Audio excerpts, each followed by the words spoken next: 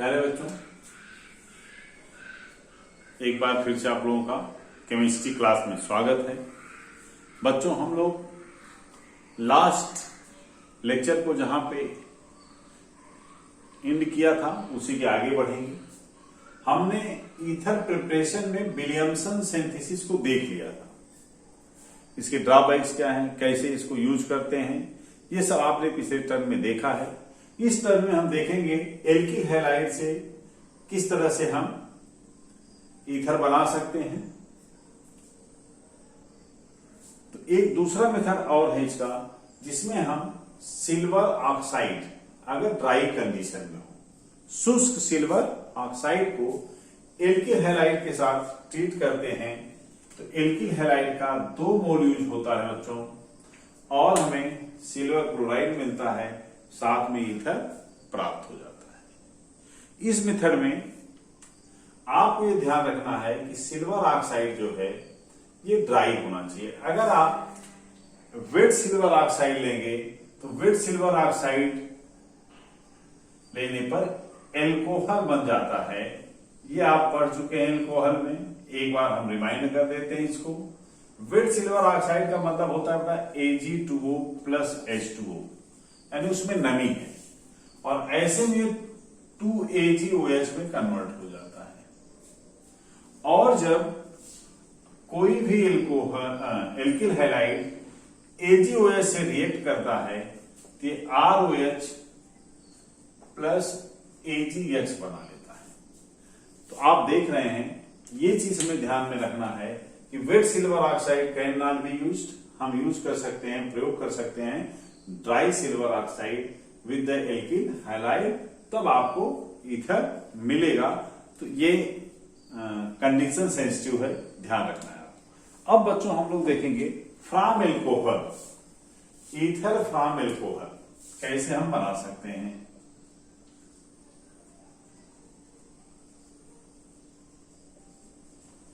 Alcohol का अगर dehydration हम करें तो हमें ईथर प्राप्त होता है। अब डिहाइड्रेशन के कई मेथड हैं, कैटालिटिक डिहाइड्रेशन या डिहाइड्रेशन विथ एसिड। तो हम पहले देखते हैं dehydration with acid. Dehydration with acid में आपने देखा है, अगर हम H2SO4 के साथ डिहाइड्रेशन करें तो वाटर जो होता है ये डिफरेंट कंडीशन में डिफरेंट प्रोडक्ट देता है। ये भी बहुत केस सेंसिटिव रिएक्शन है। आपको ये ध्यान में हमेशा रखना है कि कौन सी कंडीशन यूज की जा रही है।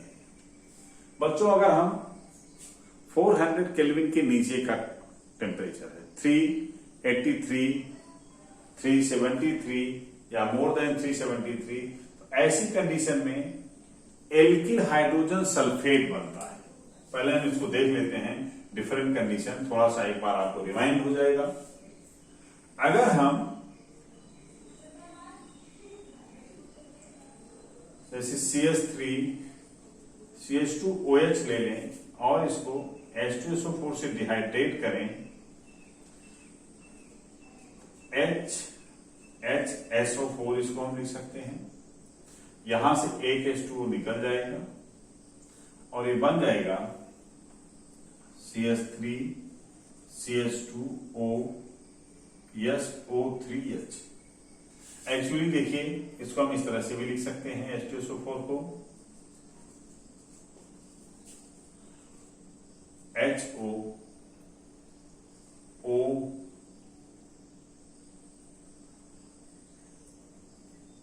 SO3H। अब अगर इसको हम इस तरह से लिखते हैं, यहां पे ये हो जाएगा OSO3H। अब आप देख सकते हैं किस तरह से हमें एथिल हाइड्रोजन सल्फेट मिल जाता है। अब बच्चों, अगर हम इस टेम्परेचर को लगभग 373 केल्विन या 400 केल्विन के नीचे रखते हैं तो हमें एथिल हाइड्रोजन सल्फेट मिलता है। बट अगर हम टेम्परेचर को 413 केल्विन तक ले जाएं तो ऐसे में हमें ईथर मिल जाता है। और एक्चुअली CH3 CH2OH, इसके 2 मोल यूज हो जाते हैं और ये बन जाता है एट 413 केल्विन पर। अगर हम एल्कोहल को हीट करें हमें मिलेगा CH3 CH2O CH2 CH3 plus H2, this is ether. अब इसी रिएक्शन को आप अगर देखें तो ये 2 स्टेप रिएक्शन होता है। फर्स्ट स्टेप में CH3 CH2OSO3H ही बनता है, लेकिन टेम्परेचर जब ज्यादा होता है तो तुरंत पहला स्टेप देखिए आप क्या बन जाता है, CH3 CH2OH H2SO4 से जब रिएक्ट करता है तो बना लेता है CH3 CH2OSO3H और CH3 CH2OSO3H फिर से 1 मोल HOC2H5 एल्कोहल से रिएक्ट करके H2SO4 के रूप में निकल जाता है और हमें ईथर मिल जाता है CH3 CH2O CH2 CH3 plus H2। इस तरह से हम देखते हैं कि 413 केल्विन पर जब हम इसको हीट करते हैं तो हमें ईथर मिलता है। बच्चों एक और रिएक्शन आपको इसका याद रखना चाहिए, अगर 413 के बजाय हम 433 केल्विन तक या 443 केल्विन तक हीट कर देते हैं तो हमें ईथर की जगह पे एल्कीन मिलता है और न्यूक्लियोफिलिक सब्स्टिट्यूशन। देखिए ये रिएक्शंस दोनों जो हैं they are basically nucleophilic substitution reaction. यहां पर मेनली SN2 रिएक्शन फॉलो होता है। अभी हम देख लेंगे इसकी मैकेनिज्म भी किस तरह से रिएक्शन होता है, लेकिन इन रिएक्शंस के अलावा अगर हम 433 केल्विन पर हीट करते हैं तो प्रोडक्ट हमारा चेंज हो जाएगा और एल्कीन मिलती है।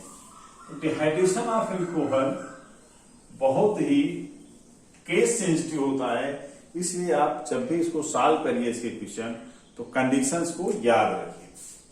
देखिए अगर 433 केल्विन है तो हमें एल्कीन मिल जाता है। किस तरह से मिलेगा, CH3 CH2OH सिंगल मोल हम देखते हैं। इसको जब हम H2SO4 काम हमेशा रहता है हीट करते हैं एट 443 केल्विन के आसपास, तो यहां से 1 मोल H2O निकल जाता है और ये बना लेता है CH2 double bond CH2 plus H2। This is elimination reaction. तो अब क्वेश्चन ये है कि एलिमिनेशन रिएक्शन होगा, SN1 रिएक्शन होगा या सॉरी SN2 रिएक्शन होगा, न्यूक्लियोफिलिक सब्स्टिट्यूशन होगा या सिंपल रिएक्शन होगा, ये टेम्परेचर पर डिपेंड करता है। अगर हम मैकेनिज्म देखें जो बहुत इंपॉर्टेंट रिएक्शंस हैं, न्यूक्लियोफिलिक सब्स्टिट्यूशन एंड एलिमिनेशन, जिसमें ईथर बनता है और एल्कोहल बनते हैं, तो दोनों में काफी हद तक सिमिलरिटी है। बच्चों यहां पर एक चीज मैं और बता दूं कि ईथर हम बनाने के लिए देख रहे हैं, ईथर का प्रिपरेशन SN2 रिएक्शन से होता है और अगर एल्कीन बनती है, एल्कीन जो होता है ये बनती है एलिमिनेशन रिएक्शन E1R E2 से। SN2 रिएक्शन प्राइमरी एल्कोहल में आसानी से हो सकता है, उसके बाद सेकेंडरी एल्कोहल, फिर टर्शियरी एल्कोहल। यानी ईथर अगर हमें बनाना है तो हम प्राइमरी एल्कोहल को लेकर के आसानी से बना सकते हैं। सेकेंडरी और टर्शियरी एल्कोहल पुअर यील्ड देते हैं। पुअर यील्ड का मतलब क्या है, कम उत्पाद मिलता है। उत्पाद अगर कम मिलेगा तो हम इस मेथड को आसानी से यूज नहीं कर सकते, ये मेथड्स उतने यूजफुल नहीं होते। अब क्वेश्चन ये उठता है कि सेकंड डिग्री और थर्ड डिग्री एल्कोहल अगर हैं तो इनसे हम ईथर क्यों आसानी से नहीं बना सकते हैं।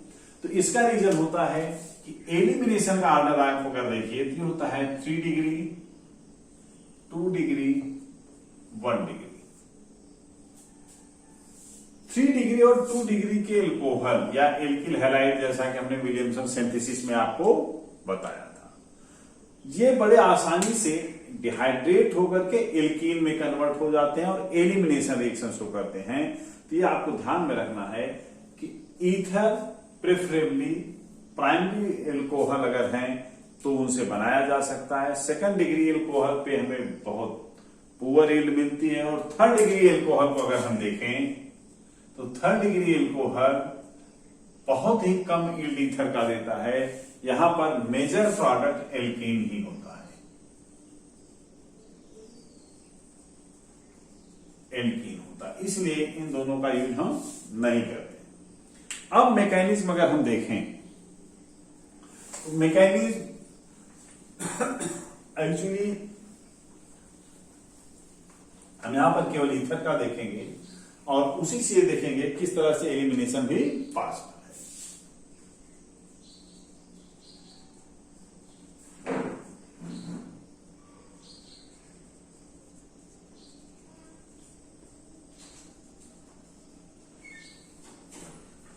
अब देखें CH3 CH2 OH जैसे हमने ले लिया। यहां पर O के पास लोन पेयर है।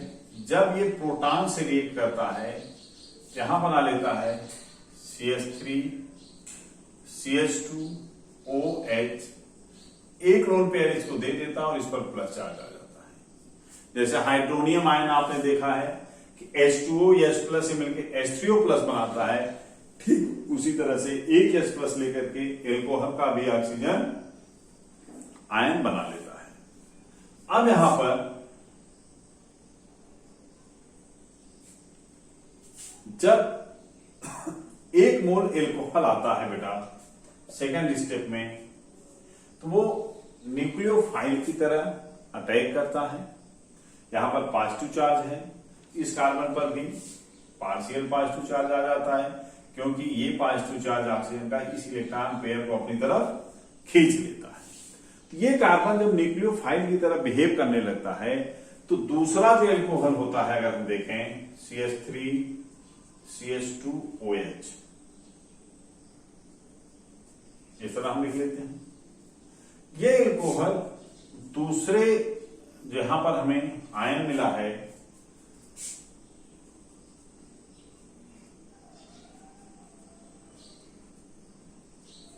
इस पर अटैक करता है और ये ऑक्सीजन जब C पर अटैक करता है तो ये बॉन्ड यहां से ब्रेक हो जाता है और जो प्रोडक्ट मिलता है देखिए हो जाता है CH3 CH2 OH CH2 CH3 plus H2।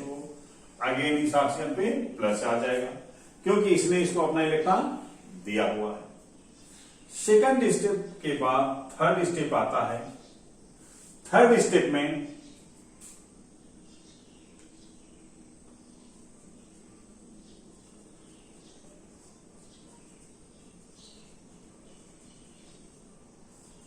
यहां पर प्लस चार्ज है, ये H प्रोटॉन निकल जाता है और ये बन जाता है CH3 CH2 O CH2 CH3 plus H plus I। अब यहां पर हम जो बताना चाहते हैं बच्चों, यहां पर अगर टर्शियरी एल्कोहल होता तो क्या होता?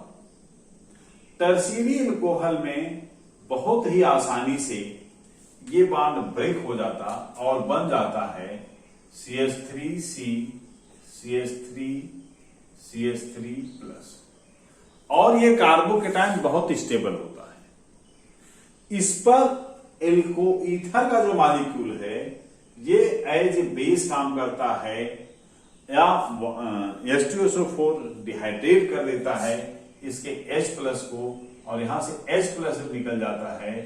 आप देखिए अगर यहां से H प्लस निकाल दें तो बन जाएगा CH3C CH3 double bond CH2 और H प्लस निकल जाएगा। तो मूल रूप से हमें देखना यही है कि टर्शियरी अगर है सेकंड तो एल्कीन बहुत ज्यादा बनती है, सेकेंडरी है तो एल्कीन का अमाउंट कम होगा और ईथर भी होगा, एल्कीन भी होगा, मिक्सचर मिलेगा। लेकिन प्राइमरी में हम आसानी से बना सकते हैं ईथर। तो ये मेथड प्राइमरी के लिए ज्यादा यूजफुल है with respect to the secondary and tertiary. दूसरा, आपने एक चीज ये भी सीखा कि एल्कोहल को डिफरेंट कंडीशन में कैसे हम डिहाइड्रेट कर सकते हैं, इन ईथर या एल्कीन। नेक्स्ट अब देखिए हम कैटालिटिक डिहाइड्रेशन इसका देख लेते हैं।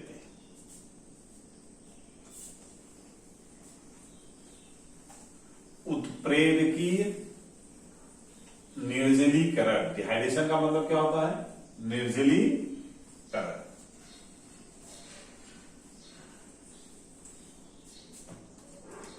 Catalytic dehydration.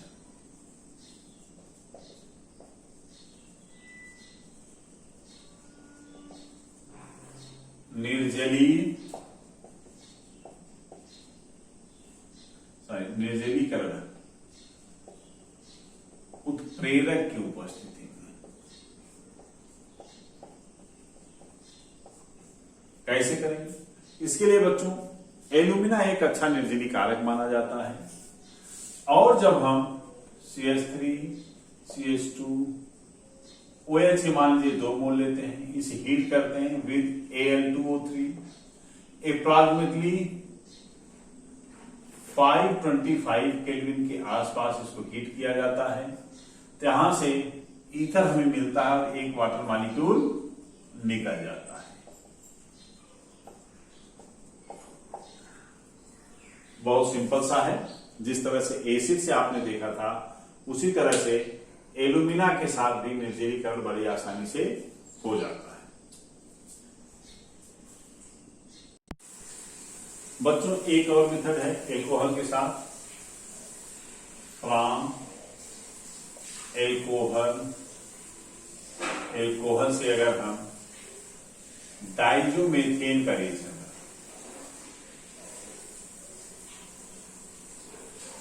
From the alcohol and diazomethane. पहले डाइजोमेथेन क्या है? जैसा कि हमने आपको बताया है, एजो मतलब नाइट्रोजन, डाई एजो मतलब 2 नाइट्रोजन, डाई एजो का मतलब क्या है? N2 है। डाई एजोमेथेन क्या है? यह है CH2N2। बहुत ही रिएक्टिव रिएजेंट है। इसके विषय में आप पूरा एक लेक्चर पढ़ सकते हैं जब आप अगली क्लासेस पढ़ेंगे, लेकिन अभी आज आपको सिंपली इसका रिएक्शन देखना है बच्चों। एल्कोहल के साथ, एल्कोहल के साथ एक सिंपल सा इंसर्शन रिएक्शन देखता है, बीच में इंसर्ट हो जाता है, जाके जुड़ जाता है। जैसे है मान लीजिए CH3 CH2 OH, यहां पर OH बांध के बीच में CH2 इंसर्ट हो जाएगा और हो जाएगा CH2N2। CH2 जो इसका है, इसको मेथिलीन रेडिकल भी कहते हैं हम। एक डाई रेडिकल होता है, द्विमूलक जिसको हम कह सकते हैं। ये CH2 O और H के बीच में जाके जुड़ जाता है और बना लेता है CH3 CH2O CH2 CH3 और N2 इससे अलग हो जाता है। एक सिंपल सा मेथड ये भी है। इसमें एक जो फायदा है वो ये है कि इस मेथड से आप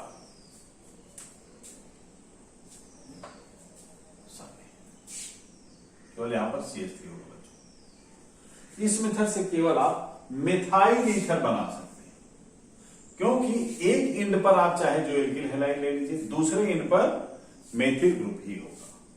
जैसे CH3 CH2O CH2 CH3 अगर बनाना है, तब हम इस विधि का प्रयोग नहीं कर सकते, क्योंकि हमेशा एल्कोहल जब भी लिया जाएगा तो उसके OH पर CH2 ग्रुप इंसर्ट होगा, तो हमें CH3 ही मिल सकता है। यानी हम मेथाइल ईथर ले सकते हैं, एक तरफ मेथाइल होगा, दूसरी तरफ और कोई भी एल्किल ग्रुप हो सकता है। यह आपको विशेष ध्यान में रखना है डाइजोमेथेन मेथड। बच्चों इसके अलावा एक और मेथड है ईथर के प्रिपरेशन का, उसे हम देख लेते हैं, और वह है from lower ethers. Lower ethers का मतलब क्या है? जो छोटे मेंबर हैं, जिनमें छोटे एल्काइल ग्रुप जुड़े हुए हैं, क्या उनसे भी हम ईथर को प्रिपेयर कर सकते हैं? जैसे है CH3OCH3। अगर इससे हमें CH3O CH2CH3 बनाना है तो क्या इसको हम बना सकते हैं? इसके लिए बेटा हाइड्रोजनेशन किया जाता है और हम हाइड्रोजनेटेड ईथर लेते हैं। हाइड्रोजनेटेड ईथर लेते हैं। हाइड्रोजनेटेड ईथर जो होते हैं, जैसे मान लीजिए हमने लिया CH3O CH2Cl। अगर इसका रिएक्शन हम ग्रिग्नार्ड रिएजेंट से करवाएं, ग्रिग्नार्ड रिएजेंट क्या है आप जानते हैं, RMgX। तो यहां पर MgX Cl के साथ रिएक्ट कर लेता है और एक ईथर देता है जिसमें R ग्रुप CH2 पर जुड़ जाएगा। कैसे जुड़ेगा इसको देखिए, CH3O CH2Cl प्लस XMgR। यहां पर MgXCl निकल गया और ये बन गया CH3O CH2R प्लस MgXCl। यहां पर हमने देखा एक बड़े एल्किल ग्रुप वाला ईथर हमें मिल जाता है। तो लोअर ईथर को अगर हमें हायर ईथर में कन्वर्ट करना है तो पहले हमें हाइड्रोजनेटेड ईथर बनाना होगा। किस तरह से बनाएंगे अभी हम लोग नेक्स्ट लेसन में इसकी प्रॉपर्टीज में देखेंगे। और हाइड्रोजनेटेड ईथर अगर हमें मिल गया तो हम ग्रिग्नार्ड एजेंट से उसका रिएक्शन करवा करके बड़े एल्किल ग्रुप का, लार्ज एल्किल ग्रुप का हम ईथर बना सकते हैं। अब हम लोग देख लेते हैं बच्चों properties of ether.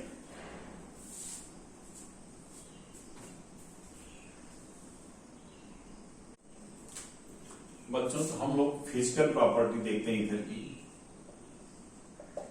Physical properties of ether. Physical property जो होती हैं इन पर हमने काफी स्टडी की हुई है। मुझे लगता है इसमें बहुत डिटेल में हमें नहीं जाना है। जैसे हम देख लें, क्या ईथर हाइड्रोजन बॉन्डिंग बना सकता है? आपका आंसर क्या होगा? नो, बिकॉज O पर कोई हाइड्रोजन नहीं है। तो एक चीज ये जानिए, नो हाइड्रोजन बॉन्डिंग।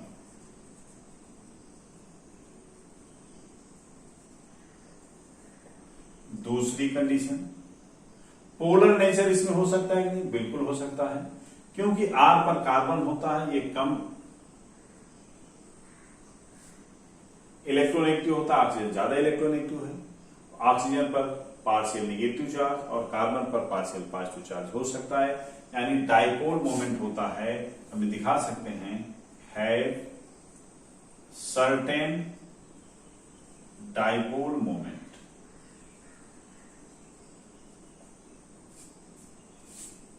शेप अगर इसका बच्चों हम लोग देखें कि बेंट होता है, जैसे वाटर का होता है,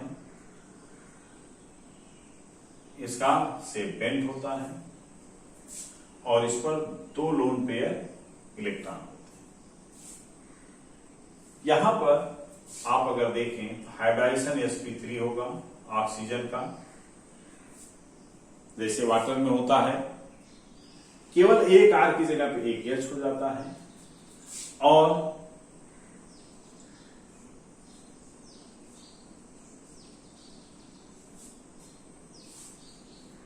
इन लोन पेयर्स का जो रिपल्सन होता है, इसके नाते यहां पर बॉन्ड एंगल 109 डिग्री 28 मिनट से कम होना चाहिए। एक बहुत इंपॉर्टेंट फैक्ट है, वाटर में अगर आप देखते हैं यहां पर ये 109 डिग्री से घटकर 107.5 डिग्री हो जाता है। क्यों? क्योंकि लोन पेयर रिपल्सन होता है। आपके दिमाग में क्वेश्चन ये भी आ सकता है कि यहां पर R और R के बीच ROR बॉन्ड एंगल कितना होगा।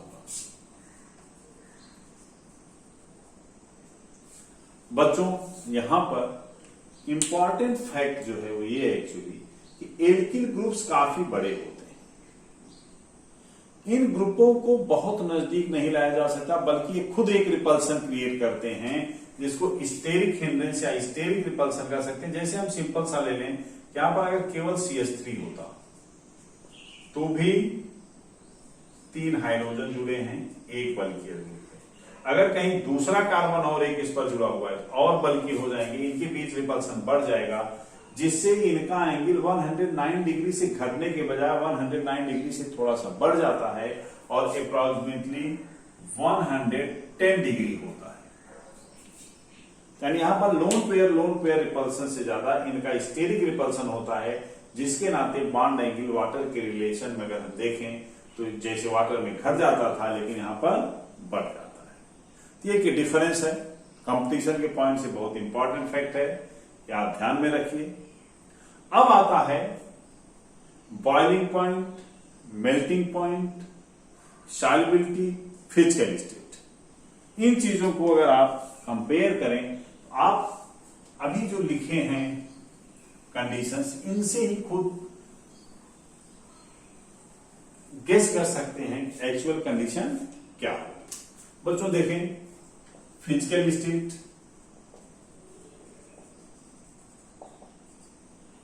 चूंकि इनमें हाइड्रोजन बॉन्डिंग नहीं है, डाइपोल मोमेंट भी बहुत स्ट्रांग नहीं है, इसलिए इनकी फिजिकल स्टेट एल्कोहल की तुलना में स्ट्रांग बॉन्डिंग की नहीं होती है। इसीलिए फर्स्ट 2 मेंबर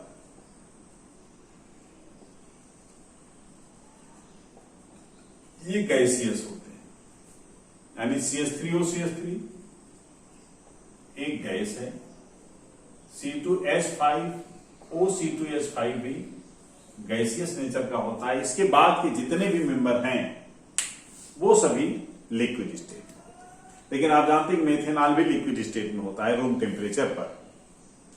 अब क्वेश्चन ये उठता है कि इनका मेल्टिंग और बॉइलिंग पॉइंट क्या होगा। तो बच्चों सिंपली अगर इनको हम आइसोमेरिक एल्कोहल से कंपेयर करें तो लोअर होता है, क्योंकि इसमें हाइड्रोजन बॉन्डिंग पॉसिबल नहीं है, नो हाइड्रोजन बॉन्ड। इसीलिए अगर हम कहें कि C2H6O के 2 आइसोमर हैं, CH3 CH2OH and CH3O CH3, इनमें किसका मेल्टिंग पॉइंट ज्यादा है? तो जिसका मेल्टिंग पॉइंट ज्यादा होगा वो क्या होगा? एल्कोहल होगा। दैट इज एल्कोहल, इसका मेल्टिंग पॉइंट हायर है और बॉइलिंग पॉइंट ज्यादा होगा।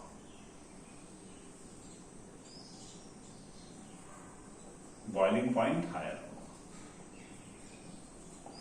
और इनका क्या होगा? ये लोअर। कभी कभी इससे रिलेटेड सिंपल से क्वेश्चन पूछ दिए जाते हैं आप लोगों से। जैसे देखिए कि इसके 2 हैं A और B, 2 आइसोमर हैं, इसका बॉइलिंग पॉइंट x डिग्री है, इसका y डिग्री है, x degree is greater than y degree. We find out which is ether and which is alcohol. तो आप सीधे बताएंगे जिसका ज्यादा है वो एल्कोहल होगा, जिसका कम होगा वो ईथर होगा। लेकिन आप यहां पढ़ तो लेते हैं लेकिन अप्लाई नहीं कर पाते हैं। क्यों? क्योंकि आप को रिलेट करके उसको देखते नहीं है। ध्यान में रखिए हमेशा कि अगर इसके आइसोमेरिक एल्कोहल और ईथर कंपेयर किए जाएंगे तो जिसका मेल्टिंग पॉइंट और बॉइलिंग पॉइंट ज्यादा होगा वो एल्कोहल होगा और जिसका कम होता है वो ईथर होता है। ईथर का मेल्टिंग बॉइलिंग पॉइंट कम क्यों होता है? उसका कारण है कि इनमें हाइड्रोजन बॉन्डिंग पॉसिबल नहीं है और एल्कोहल में हाइड्रोजन बॉन्डिंग पॉसिबल होती है। इसी तरह से हम सॉल्युबिलिटी देख लें तो ईथर जनरली वाटर में स्पेरिंगली सॉल्युबल होते हैं और सॉल्युबिलिटी अगर हम देखें वाटर में स्पेरिंगली सॉल्युबल है, lower member sparingly soluble or insoluble, but organic solvent जो होते हैं इनमें ये फेयरली इजिली सॉल्युबल होते हैं। दो क्वेश्चन उठता है, क्यों ऐसा है? सीधी सी बात है, ये ऑर्गेनिक नेचर के हैं, नॉन पोलर होते हैं, बहुत कम पोलरिटी होती है, इसलिए हाइड्रोजन बॉन्डिंग बना नहीं सकते, इसलिए वाटर में कम सॉल्युबल होते हैं या इनसॉल्युबल होते हैं। ऑर्गेनिक सॉल्वेंट में ऑर्गेनिक नेचर के हैं, कोवैलेंट नेचर के हैं, पोलरिटी कम होती है, इसलिए आसानी से ये सॉल्युबल हो जाते हैं। ये क्वेश्चन है कि स्पेरिंगली सॉल्युबल का मतलब जो लोअर मेंबर होते हैं बच्चों, ये थोड़ा बहुत जल में घुलनशील होते हैं, और उसका रीजन होता है ये पोलरिटी के नाते अपने, जैसे ROR है, इस पे थोड़ा सा हमने देखा था कि पोलरिटी होती है, तो HOH H2O का जो बॉन्ड है इससे बहुत ही वीक बॉन्ड ये बना लेते हैं, हाइड्रोजन बॉन्ड लाइक बॉन्ड, और इसलिए ये वाटर में स्पेरिंगली सॉल्युबल होते हैं।